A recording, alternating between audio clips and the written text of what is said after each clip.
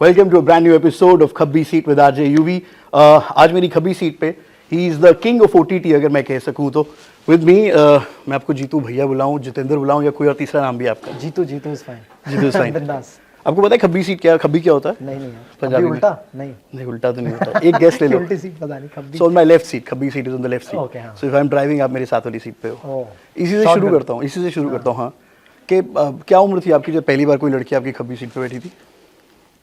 I think गाड़ी बहुत late आई है लाइफ में, तो आई थिंक 2018-19 में कोई बैठा होगा। कोई बैठा होगा। चलिए ठीक है यार। मैं जब ओटीटी और आपका पूरा सफ़र देखता हूँ, before we come to the song of course, OTT अभी एक बहुत नादान बच्चा है जो अपनी बहुत नेसेंट स्टेजेस पे है, और एक बच्चा गलतियाँ करता है।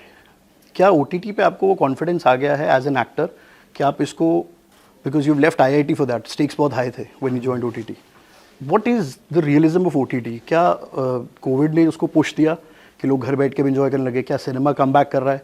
क्या स्टोरीज बताने के लिए लोग अभी थिएटर्स जाएंगे सुनने के लिए? What do you see? मैं आपसे इसलिए पूछ रहा हूँ because you are like the front runner of OTT.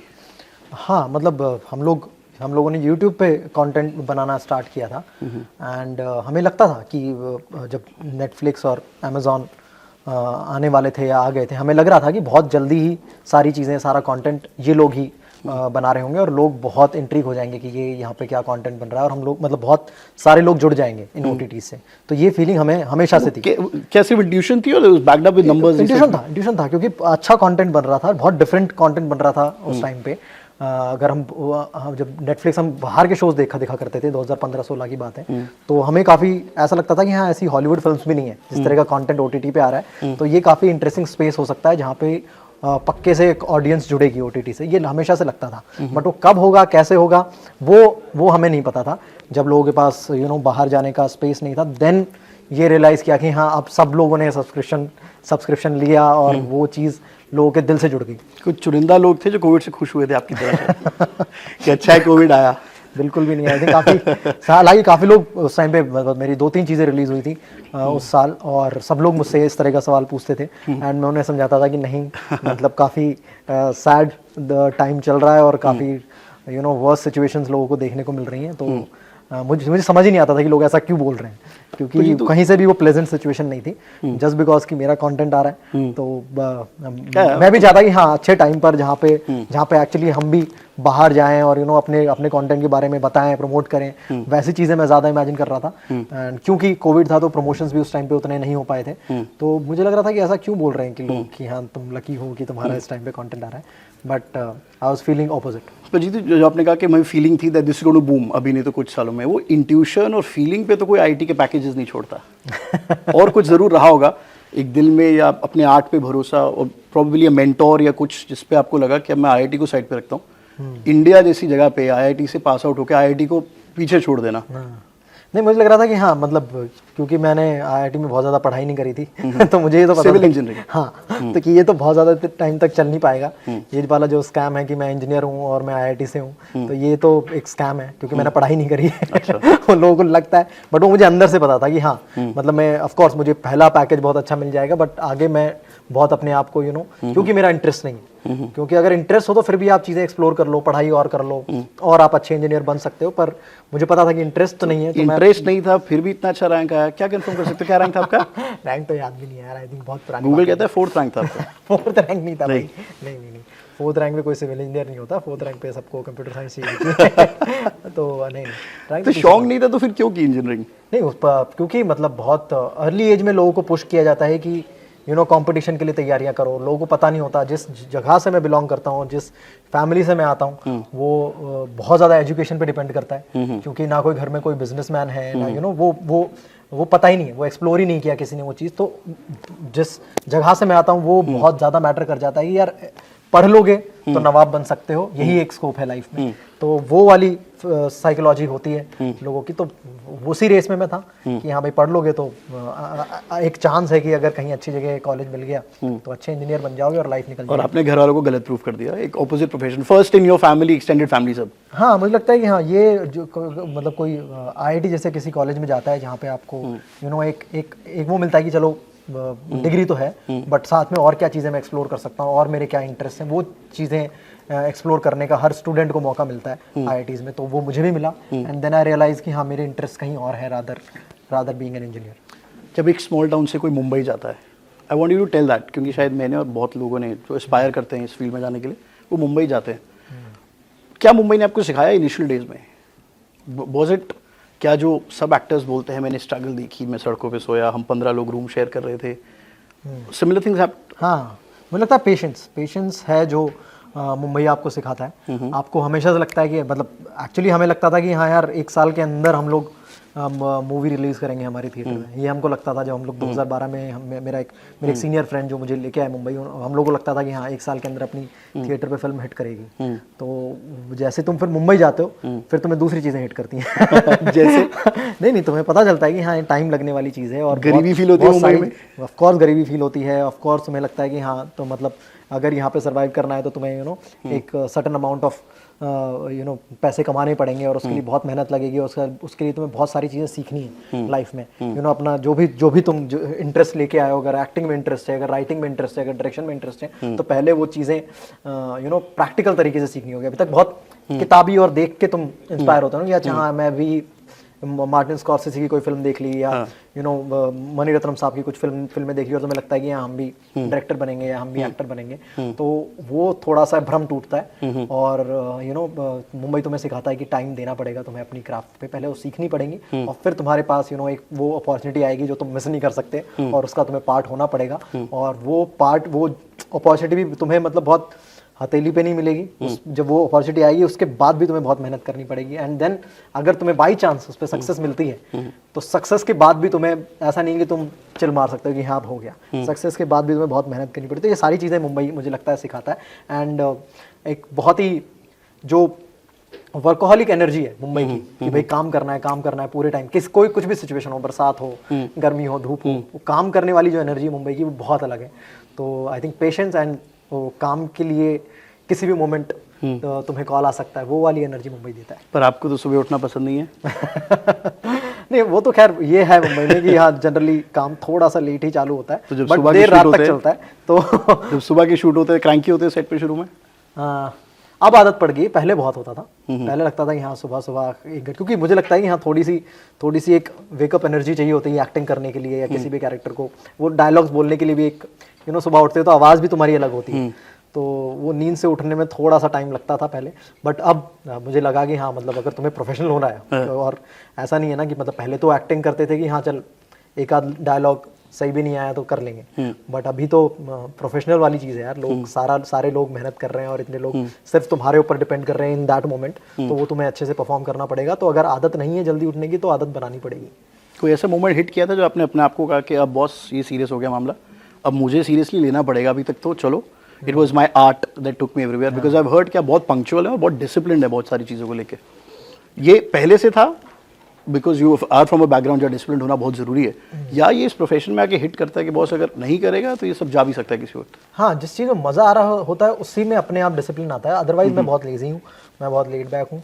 मतलब अगर कभी भी ऐसे कोई मतलब मुझे धक्के मारने पड़ते हैं कि अच्छा, हालांकि ट्रैवल बहुत पसंद है बट मैं ऐसे नहीं कि हाँ उठ के कहीं भी ट्रैवल करने निकल गए, नहीं, मुझे बहुत पुश करना पड़ता है। लोग आके बोलेंगे कि अरे चल ले तो फिर मैं वो चीज़ कर पाता हूँ। बट हाँ, क्योंकि एक्टिंग पहले हॉबी हुआ करती थी, पहले इंटरेस्ट वाली चीज़ हुआ करती थी, तो वैसा था कि हाँ अभी फील नहीं आ रही है तो 2 घंटे बाद करेंगे, पहले वो चल जाता था।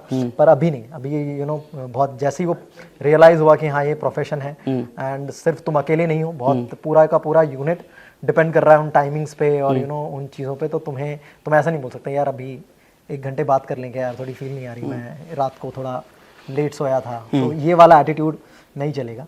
तो ये वाली फीलिंग तो काफ़ी टाइम पहले आ गई थी when we were shooting pictures, या जब से हम लोग वो बड़े सीरीज़ बनाने लगे थे यूट्यूब पे, तब से वो फीलिंग आने लग गई थी कि हाँ नहीं अभी मतलब ऐसा नहीं हो सकता कि तुम अपने हिसाब से चल रहे हो, तुम्हें यूनिट के हिसाब से चलना पड़ेगा, टीम के हिसाब से चलना पड़ेगा। आईआईटी के दोस्तों के साथ अभी जिनके साथ आप पढ़े उनके साथ कुछ अभी भी बात होती है? Are you in touch with them? क्या बात होती है? Are they very proud of you, या आपको कभी लगता है कि भाई तुम्हारी लाइफ बेटर है, because they say the grass is always greener, कि भाई तुम्हारे अच्छे पैकेजेस हैं? नहीं यार, बिल्कुल भी ऐसा ऐसा मतलब अगर बात होती है proud- किसी से? सबसे बातें होती हैं, और मतलब आई डोंट थिंक कि कोई भी ऐसा प्राउड फील करता है। सबको ही लगता है कि हाँ कि तू अच्छी जिंदगी जी रहा है। नहीं मतलब ऐसा वो बॉन्डिंग वैसी ही है जैसे आईआईटी में हुआ करती थी, या जिस तरह की दोस्ती हुआ करती थी, वो कुछ भी वो एक अलग लेंस से मुझे नहीं दिखती। बहुत डिफरेंट लाइफ है वहां पर, आपकी हॉस्टल हो गया, क्या खा रहे हो, ये वो सब, या बिल्कुल ऑपोजिट है? नहीं वैसा ही है जैसा हॉस्टल में लाइफ थी, या वैसी जब भी मैं उनसे मिलता हूँ तो वहीं से शुरुआत होती है कि जैसे हमने आईआईटी में हॉस्टल छोड़ा था, और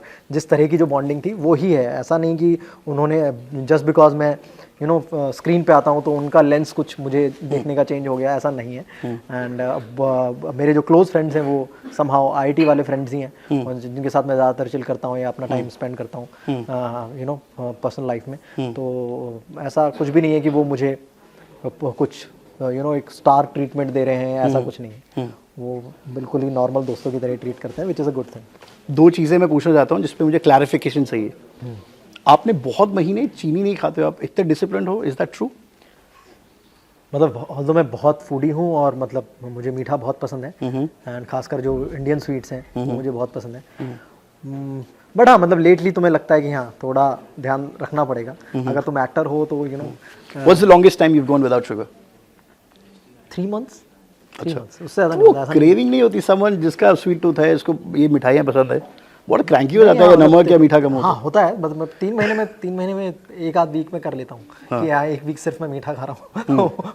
वो वाली चीटिंग मैं कर लेता हूँ। बट हाँ फिर बहुत लंबे टाइम तक नहीं, एंड धीरे धीरे मुझे लगता है कि हाँ तुम्हारी वो आदत भी पड़ जाती है कि हाँ तुम्हें ऐसा बहुत पसंद नहीं है। ऐसा लगता है कि यार बहुत खा लिया यार, मतलब गाजर का हलवा खा लिया बहुत, मतलब पिछले 25-30 साल बहुत खाया है। What's your favorite sweet? गाजर, आई think gajar ka halwa is favourite sweet. 1-2 questions, I'll wrap this up.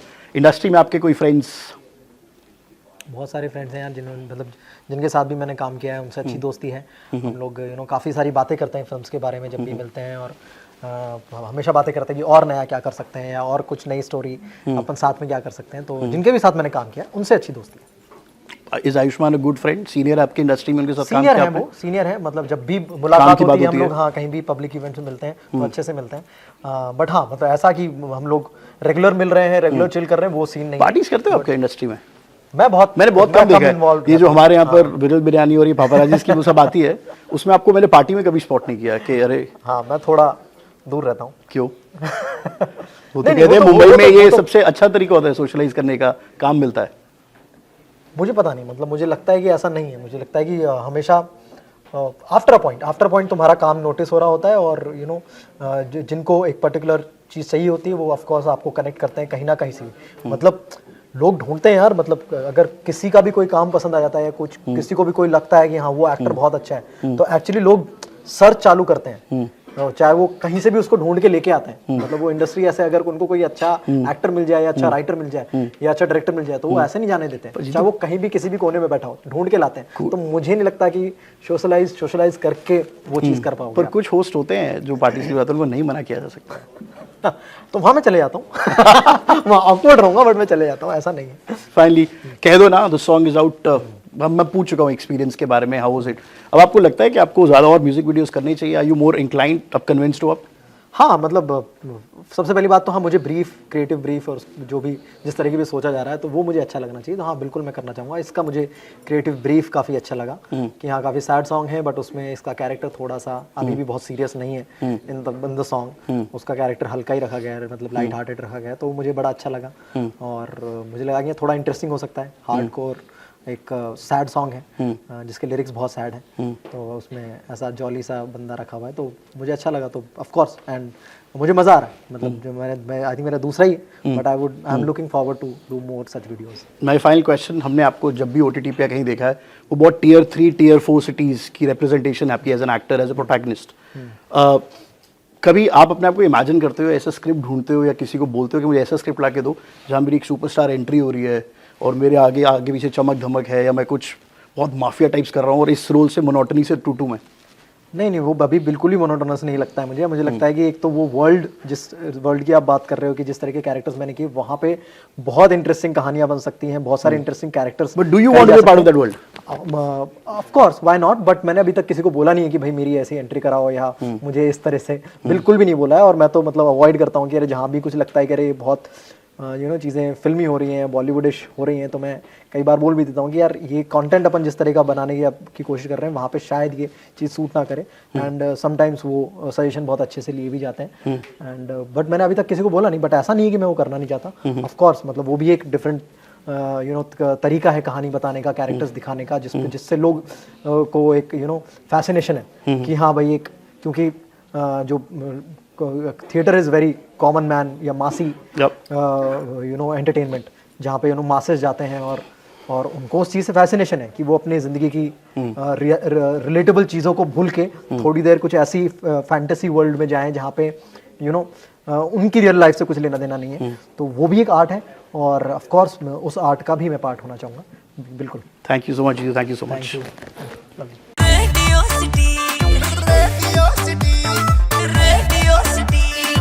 Radio city रग रग में दौड़े सिटी।